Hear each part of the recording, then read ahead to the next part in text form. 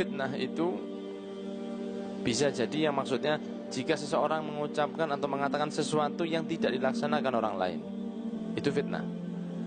Juga bisa artinya fitnah adalah isu atau fenomena elek tapi. Jadi contohnya begini, perempuan keluar auratnya terbuka, itu fitnah. Fitnah karena dia membawa fenomena atau suasana yang tidak enak di luar itu. Sing delok malik gak karu-karuan. Orang yang melihat jadi nafsunya tertarik. Atau seseorang yang sholat jadi imam, tapi dia sholatnya terlalu panjang, itu bawa fitnah. Karena hadirinnya di belakang akan komplain, curhat, cerita, gak cocok aku imam ini, nopo mas, terlalu panjang. Nah itu jadi fitnah nanti, itu namanya fitnah sudah. Jadi fitnah itu bukan hanya sekedar seseorang mengatakan sesuatu yang tidak dilakukan orang lain, tapi fitnah itu juga satu kondisi yang di situ terjadi satu hal yang tidak baik, itu namanya fitnah. Sekarang contohnya narkoba gak karu-karuan. Iya, gimana? Assalamualaikum. Narkoba itu bundi-bundi, di mana-mana narkoba. Anak SD saya dikasih narkoba.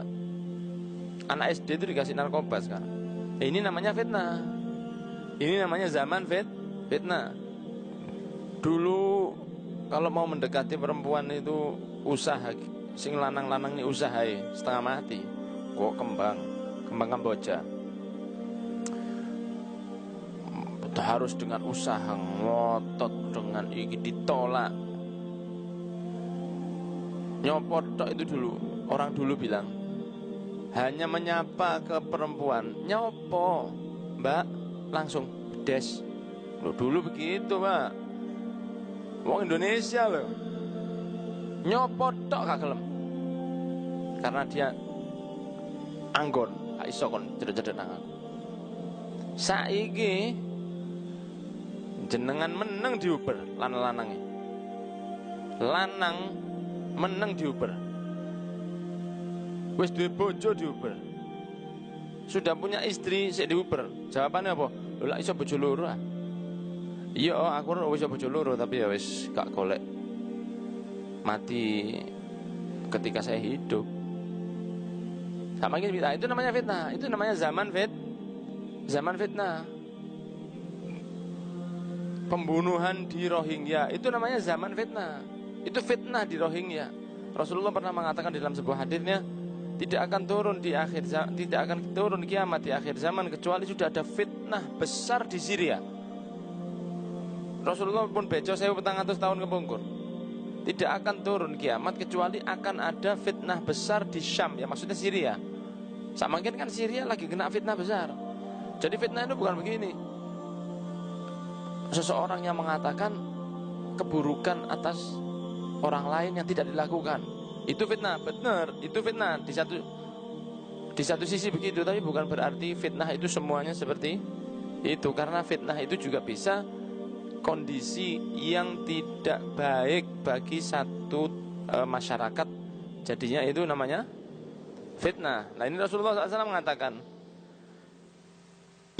perintahlah kebaikan, jauhilah kemungkaran, hingga kamu melihat ada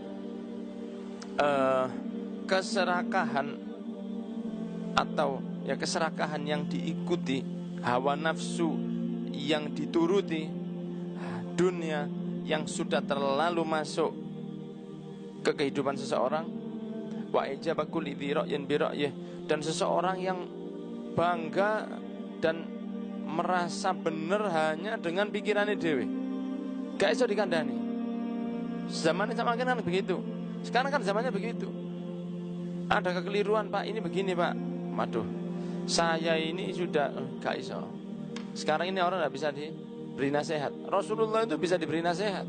Rasulullah itu menerima nasihat. Padahal Rasulullah SAW satu ketika perang Khandaq, datang Salman Al-Farisi radhiyallahu anhu ardah kepada Nabi Muhammad mengatakan, ya Rasulullah, kalau kita waktu perang di Persia, di Iran, jaran Persia, itu kita kalau mau menahan lawan yang datang, kita menggali parit ya Rasulullah. Kita menggali parit supaya mereka tidak masuk ke tempat kita, karena parit yang dalam tadi, parit ini juglangan ya Pak. Kita menggali parit agar mereka tidak bisa masuk ke tempat kami. Rasulullah mengatakan, benar juga, ayo kita laksanakan pendapat dari Salman Al-Farisi. Ini Nabi Muhammad Sallallahu Alaihi Wasallam dinasehati begitu. Perang Badar juga begitu.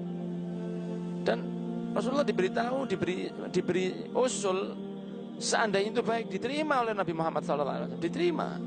Padahal ini pimpinan dunia akhirat nih. Nabi Muhammad ini pimpinan dunia akhirat. Diberi usul itu mau menerima barang usulan saiki ke pimpinan sekarang. Ya pimpinan dalam bentuk apapun, dalam bentuk pemerintahan ataupun ketakmiran ataupun pondok dan lain sebagainya. Tidak semua mudah untuk diberi usul. Gimana mungkin? Ya seperti itu. Nah kalau kamu sudah melihat, kata Nabi, orang sudah bangga dan puas dengan pendapatnya sendiri. Padahal Rasulullah bersabda, ma khaba man istakhar wa ma nadima man istasyar. Tidak akan rugi orang yang bersolat istikharah, dan tidak akan pernah menyesal orang yang bermusyawarah, kata Nabi Muhammad SAW. Jadi musyawarah ini dianjurkan oleh Rasulullah SAW, dianjurkan. Musyawarah ini dianjurkan. Nabi Ibrahim ke anaknya bagaimana? Nah aku tadi malam mimpi kamu saya bunuh. Fandur mata taruh, apa pendapatmu? Itu kan musyawarah namanya. Padahal Nabi Ibrahim ini kalau kamu sudah melihat hawa nafsu yang dituruti, dunia yang sudah terlalu masuk, kecintaan kepada dunia sehingga meninggalkan akhirat. Dan ketika seseorang sudah bangga dengan pendapatnya sendiri, fala afa alaika binafsika wa ta'ankal awam, sudah mulailah kamu menjauh dari manusia. Ini sudah mulai zamannya. Tapi bukan berarti kita harus menjauh sebentar lagi, belum. Ini bakal lebih dahsyat sebentar lagi. Sebentar lagi bakal lebih dahsyat lagi. Fa inna min waraikum ayyamas sabr, karena di belakang kalian, maksudnya di belakang hari sahabat. Fa inna min waraikum, karena di belakang kalian wahai sahabat, ayyamas sabr, hari-hari yang penuh kesabaran, hari-hari yang penuh ujian. Ya, hari-hari ini sudah mulai. As-sabru fihinna mithlul qabdi 'alal jamr.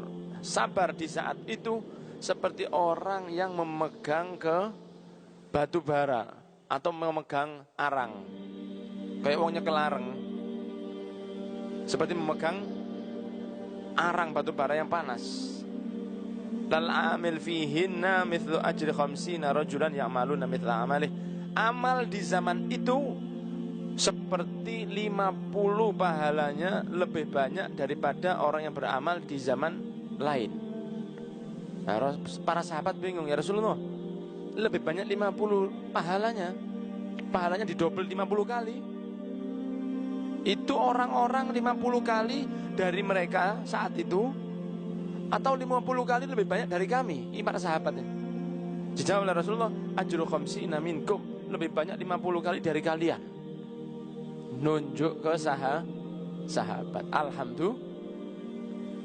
Jadi amal di akhir zaman penuh fitnah itu 50 kali ganjarannya lebih besar daripada beramal di zamannya Nabi Muhammad SAW. Kenapa? Karena cobaannya semakin banyak. Zaman Nabi gak ada TV, zamannya Nabi gak ada sepeda motor. Coba jenengan ketika tidak ada sepeda motor jenengan rusak, jenengan gak kepikir untuk metu.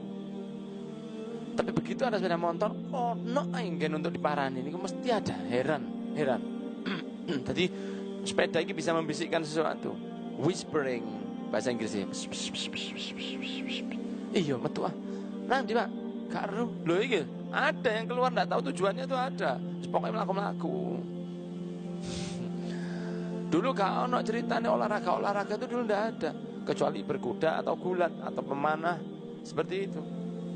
Sekarang olahraga luar biasa macam-macam, ya kan? Dulu gak ono orkes, itu tidak ada. Dulu orkes panggung, wah joget. Sekarang Masya Allah, kadang orang ini kalau dijai udunan, ya kan? untuk pengajian gak sesregep ketika dijalui untuk orkes, katik shot orkes. Ketika diminta bantuan untuk orkes, masya Allah, wis om aku tak buka gawe parkir di rumah saya. Pahlawan kesorean. Anu Pak, iki sound sistemnya diselit kayak rumah aku wis, bapak gak turu gak apa-apa, perjuangan.